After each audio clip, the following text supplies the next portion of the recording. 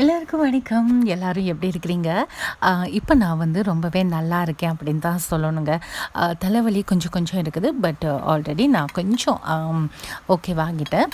So நான் வந்து தலையில் அடிபடுறதுக்கு முன்னாடி அக்காலாம் வீட்டுக்கு வந்திருந்தாங்க அப்படின்னு சொல்லியிருந்தேன் இல்லையா? ஸோ எப்போவுமே அக்காலாம் வந்து கொழும்புக்கு வந்தாலே நாங்கள் செய்கிற ஒரே ஒரு விஷயம் தான் ஷாப்பிங். அது எனக்கும் சரி, எங்களுடைய அக்காவுக்கும் சரி, எல்லாருக்குமே ரொம்ப பிடிச்ச விஷயம். முக்கியமாக பெண்கள் அப்படின்னு சொன்னாலே கிச்சன் ஐட்டம் வந்து யாருக்கு தான் பிடிக்காது இல்லையா? ஸோ எல்லாருமே வந்து அன்றைக்கி வந்து நாங்கள் ஷாப்பிங் போயிருந்தோம்.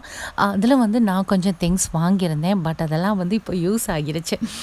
நான் வந்து அந்த ஷாப்பிங் வால் வந்து உங்களுக்கு போடணும் அப்படின்னு சொல்லிட்டு நினச்சிருந்தேன். பட் என்னால் முடியலை. காரணம் வந்து எனக்கு நடந்த ஆக்சிடெண்ட் தான். சரி, ஓகே. இப்போ வந்து என்னென்ன ஷாப்பிங் பண்ணோம் அப்படிங்கிறத வந்து நான் வந்து ஆல்ரெடி உங்களுக்கு கொஞ்சம் கொஞ்சம் காட்ட முடிஞ்சால் கண்டிப்பாக காட்டுறேன். பட் அங்கே இருந்த திங்ஸ் எல்லாம் ரொம்பவே யூஸ்ஃபுல்லான திங்ஸ் தான் இருந்துச்சு. ஸோ வந்து இந்த ரெக்கை பாருங்கள், 3333 தான். ஸோ இது வந்து நான் பெட்டாவில் வந்து ஷாப்பிங் பண்ண சில விஷயங்கள், சில இடங்களை தான் உங்களுக்கு வந்து காட்டலாம் அப்படின்னு சொல்லிட்டு நினச்சிருந்தேன். இதில் வந்து எனக்கு வந்து இப்போது கேக் அப்படிலாம் செய்கிறேன்னா அதை வந்து மெஷர் பண்ணுற அந்த கப்பெல்லாம் கொஞ்சம் தேவைப்பட்டுச்சு. அதே நேரம் வந்து சில டிஷ்ஷெல்லாம் எனக்கு தேவைப்பட்டுச்சு. அதாவது ரொட்டி செய்கிறதா இருந்தாலும் சரி, நிறைய வீடியோஸ் வந்து உங்களுக்கு செய்து காட்டணும் அப்படின்னு சொல்லிட்டு நினச்சிருந்தேன் இல்லையா? ஸோ அதனால தான் கொஞ்சம் ஷாப்பிங் பண்ணிவிட்டு வந்திருந்தேன். அதே நேரத்தில் அன்றைக்கி வந்து சமையல் வந்து ரொம்ப தூள் கிளப்பிச்சு அப்படின்னு தான் சொல்லலாம். அம்மா தான் செஞ்சுருந்தாங்க. சிக்கன் 65 செய்கிற வீடியோஸ் தான் இப்போ நீங்கள் பார்க்குறீங்க. எப்போவுமே வீட்டுக்கு வந்து யாராவது வந்திருந்தா எல்லாருக்குமே பிடிச்ச ஒரு விஷயம் தான் நல்லா சமைச்சு கொடுக்கணும் அப்படிங்கிறது. ஸோ அதே மாதிரி தான் அன்றைக்கி வந்து எங்களுடைய வீட்லேயும் சும்மா தடல் புடலாக சமையல் இருந்தது அப்படின்னு தான் சொல்லலாங்க. ஸோ அந்த வகையில் வந்து சிக்கன் இருந்தது, சிக்கன் 65 இருந்தது. அதே நேரத்தில் வந்து அன்றைக்கி வந்து ஃப்ரைட் ரைஸ் தான் செய்யணும் அப்படின்னு சொல்லிட்டு நல்ல ஒரு ஃப்ரைட் ரைஸ் செஞ்சுருந்தோம். ரொம்ப டேஸ்டியாக இருந்தது. அதே நேரம் வந்து இது வந்து பொட்டேட்டோ சிப்ஸ் வந்து செய்யணும் அப்படின்னு சொல்லி நினச்சிருந்தேன். ஸோ அதையும் வந்து அன்றைக்கி லன்ச் அப்படியே முடிச்சிட்டோம். அதுக்கு பிறகு பக்கத்தில் இருந்து ஸ்பார்க்கு தான் நாங்கள் போயிருந்தோம். நிறைய ஐட்டம்ஸ் எப்போவுமே வந்து இன்டோர் பிளான்ட் வந்து எனக்கு ரொம்பவே பிடிச்ச விஷயம்.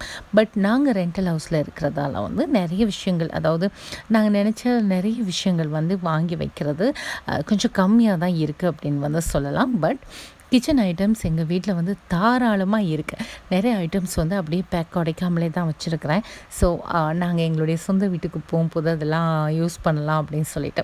இருந்தாலும் கூட எங்கேயாவது நாங்கள் ஷாப்பிங் பண்ண போகும்போது வந்து எங்களுடைய கண்ணுக்குள்ளே வந்து நிற்கிற விஷயங்கள் தான் என்ன மாதிரி கிச்சன் ஐட்டம்ஸ் இருக்குது, என்ன மாதிரி பிடிச்ச ஐட்டம்ஸ் இருக்குது, இதுதான் வந்து கண்ணுக்குள்ளே வந்து நிற்கும். நாங்கள் வேணான்னு சொன்னாலும் அப்படியே எங்களை வந்து ஒரு காந்தம் மாதிரி அந்த சைடு வந்து இழுத்துட்டு போகும். சரி, எல்லாருமே கேட்டிருந்தீங்க, என்னக்கா உங்களை வந்து ரேடியோவில் கூட காணோம் அப்படின்னு வந்து சொல்லி கேட்டிருந்தீங்க இல்லையா? ஸோ அதுதான் நான் சொல்லிடுறேன். எனக்கு நடந்த ஆக்சிடெண்ட் காரணமாக வீட்டுக்காரர் வந்து சொல்லிட்டாங்க ஃபுல் ரெஸ்ட் எடுக்கணும் அப்படின்னு சொல்லி. டாக்டர்ஸும் அதை தான் வந்து சஜஸ்ட் பண்ணியிருந்தாங்க.